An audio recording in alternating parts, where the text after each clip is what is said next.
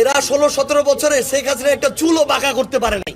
আজকে সব সৈনিক একদম খাড়ায় গেছে, এক একজন সবগুলা চুল খাড়ায় গেছে। এখন পারলে শেখ হাসিনাকে সরাইতি, তখন তো এক একটা ধান খেতে লুকায় ছিলি, ট্রাকটা সরাইতে পারিস নাই।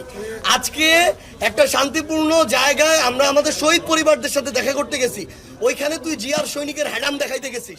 এই হ্যাডাম এতদিন দেখাইতি তোরা। সিলেটে এনসিপির কেন্দ্রীয় নেতা সার্জিস আলমকে বহনকারী গাড়িতে হামলার ঘটনা ঘটেছে। বোতল ও পাথর নিক্ষেপে গাড়ির পেছনের কাঁচ ভেঙে যায়, আর ঘটনাস্থলে ছড়িয়ে পড়ে উত্তেজনা। এটা ভাঙছে, এটা তো কি মানে এই গাড়ির ভিতরে দুইজন এমপি ছিল, গাড়ির ভিতর এমপি ছিল। প্রত্যক্ষদর্শীরা জানান, গাড়িবহর অডিটোরিয়াম এলাকা ত্যাগ করার সময় কয়েকজন ব্যক্তি সার্জিস আলমের গাড়ি লক্ষ্য করে কোমল পানীয়র বোতল ও পাথর ছুঁড়ে মারেন। এতে গাড়ির পেছনের গ্লাস ভেঙে যায় এবং ঘটনাস্থলে সাময়িক উত্তেজনা সৃষ্টি হয়। এ সময় সেখানে পুলিশ সদস্যরা উপস্থিত ছিলেন। তারেক রহমানের শেখ হাসিনার স্বৈরাচারের পথে হাঁটার চিহ্ন, তারেক রহমান যে শেখ হাসিনার পথে হাঁটতেছে এটা হলো ওইটার চিহ্ন।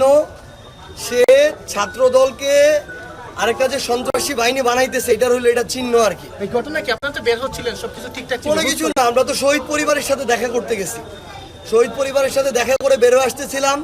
ছাত্রদলের সন্ত্রাসীরা আবারও 20-30 জন, তারা জিয়ার সৈনিক এক হও এই স্লোগান দিয়ে আমাদের গাড়িতে রড ছুঁড়ে মারে, ইট ছুঁড়ে মারে, পাথর ছুঁড়ে মারে।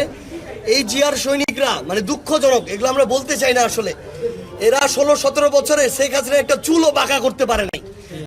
এনসিপির নেতারা দাবি করেছেন, সার্জিস আলমের গাড়ির পাশাপাশি দলের আরও কয়েকটি গাড়ি এবং শহীদ পরিবারের সদস্যদের বহনকারী গাড়িতেও হামলা হয়েছে। হামলার পর পুলিশ পাহারায় সার্জিস আলমকে সিলিজে নিয়ে যাওয়া হয়।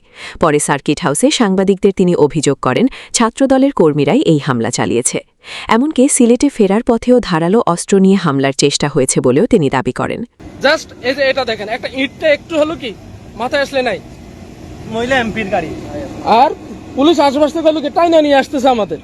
মানে ওখানে সর্বোচ্চ 30-40টা হলো কি, 30-40টা হলো কি সন্ত্রাসী ছিল।